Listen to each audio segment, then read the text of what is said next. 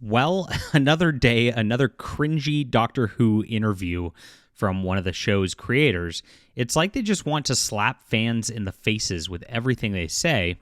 And it's just been a crazy, crazy ride over the last couple of months. We've, as a background, had Russell T Davies lamenting about politics and saying it has to be in the show in 2024. What are you even doing writing if you don't have that? Saying it's going to offend people, saying he's happy that fans who are fans of the science fiction elements of Doctor Who, not even the identity politics stuff, are going to be tuning out because it's going to be more fantasy. It's just a complete bastardization of the show. They know they're going in and destroying the legacy of Doctor Who.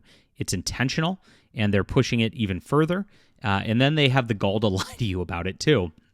The next thing that, of course, happened was Nkuti Gatwa going out himself and complaining about white mediocrity. I'm dead serious. You, as fans, are racist, and that's what he gave his press tour saying, and told fans to go touch grass and not see the show. And of course, you guys didn't watch it.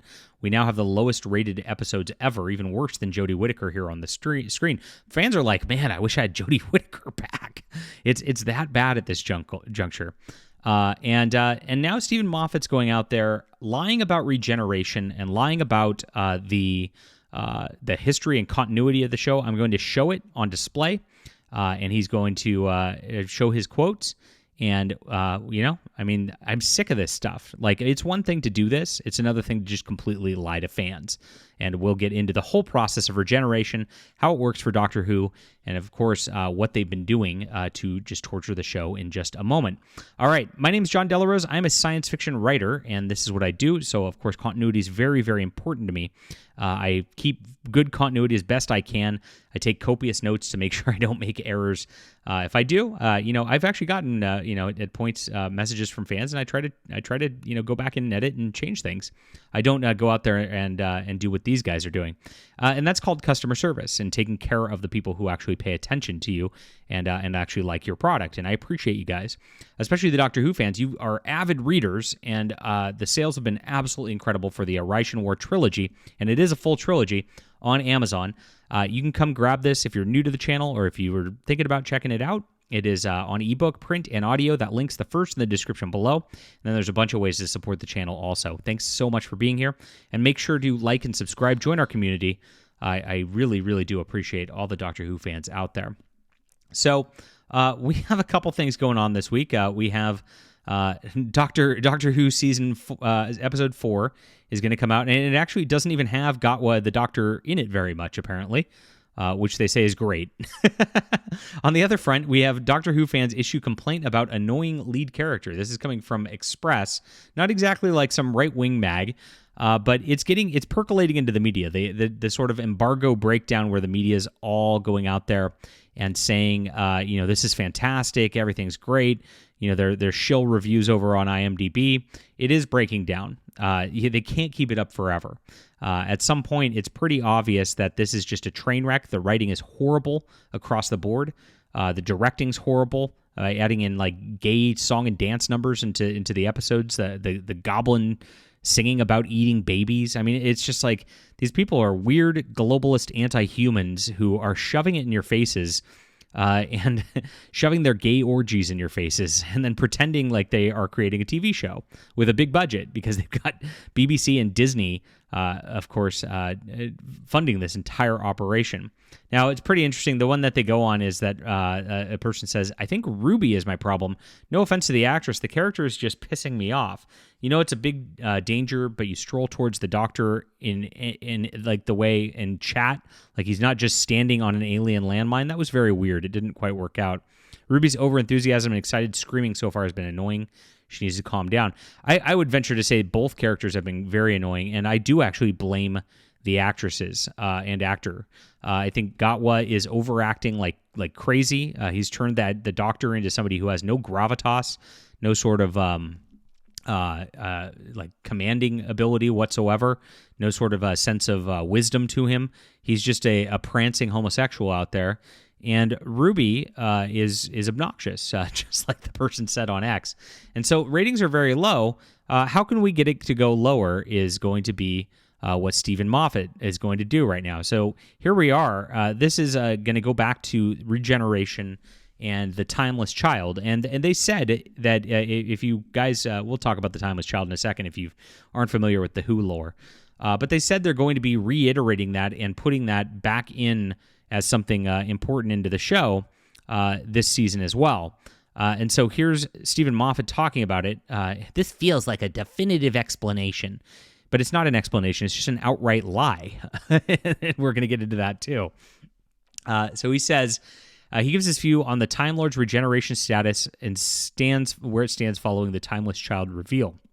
And so here they kind of go into the history a little bit. It was originally believed the Doctor had a limited set of regenerations. Now listen to how the media tries to frame this. It was just your belief. You didn't know. Oh, okay, cool. Well, anyway, the idea that the Doctor had 12 regenerations is first mentioned in The Deadly Assassin. It's not just believed, it was said on the show. It's canon, you a-holes in the media. From a Tom Baker era, and this is the definitive era of Doctor Who. If you have not watched Tom Baker's Doctor Who and you're just watching just the train wreck that's going on right now, go and do yourself a favor and go tune back into those episodes. They are absolutely incredible. That's real science fiction right there, and something that is really sad that they've destroyed. The Master, an evil Time Lord, close to his final regeneration, is said to have been offered a new cycle of lives in exchange for helping to rig the election of a new Time Lord leader.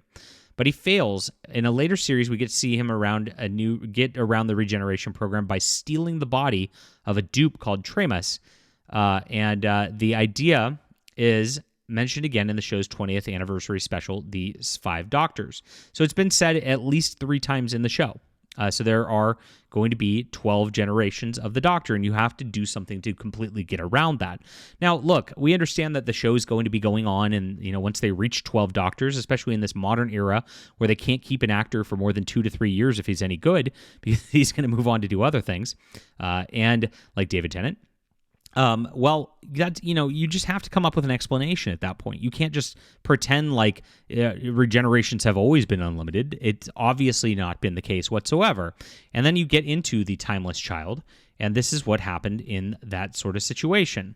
So then came the Timeless Children. They changed everything, and that's what it did. It changed continuity. It wasn't always this way. And I know I haven't gotten to Stephen Moffat's comments yet, but it's going to tie into this. This is the background. According to the episode The Timeless Child, they had the ability to regenerate endlessly, but Takatoon decided to limit the Time Lord's number of regenerations when sharing the child's gift with them.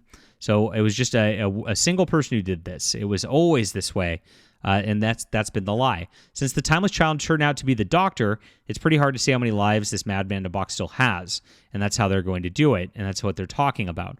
And so it was changed in that episode. It was a retcon, and it was not ever implied in the show otherwise before that. Fans were really, really upset with that episode. Like I said, they can write a way to get around it. They did that with the Master, obviously. So why do they have to do this? It's called being lazy. These are lazy writers who don't want to have to think. They don't want to come up with anything creative. They just want to put their little political fantasies in your little face, and they don't care. They hate the show. They hate the fans. They hate people who actually pay attention to continuity and things like that. They think they're just above you. They think they're gods, and that's the problem here. I'm calling it like it is. So here's what he says. I'll tell you the truth about the Doctor's regeneration. This is how you know he's lying. He's always had an infinite number of regenerations because it wasn't like we were always ever going to stop the show because he ran out. Oh, we have to stop now. It's number 13. You see how he's gaslighting and just harassing you? Just absolutely lying to the fans? Ugh, that was never going to happen. So there's always been a narrative contrivance. There are no contradictions. Yes, I just showed how it's a contradiction, you a-hole. Ugh, you can make everything fit if you know your Doctor Who and you know that there were more incarnations of the Doctor in the past than we thought because there were some we saw in the brain of Morbius. So there you go. It's always been this way. You notice how they always use that? Oh, it's always been woke. It's always been about LGBTQ rights. It's always been endlessly regenerating. They lie to you straight to your face because they're lazy writers, they're talentless hacks, and we've been duped. And Disney and BBC have been duped into giving these guys careers to be just absolutely destroying this. And they're going to keep running with it, and they're going to keep destroying Who history and lore. And, of course, the poor Tom Baker era. Ugh, it's gone now, forever. Leave a comment down below with what you think about this. How many doctors are there? Are there only 13 doctors? Hit the like and subscribe button. Make sure to check out my books on Amazon. We'll be back soon.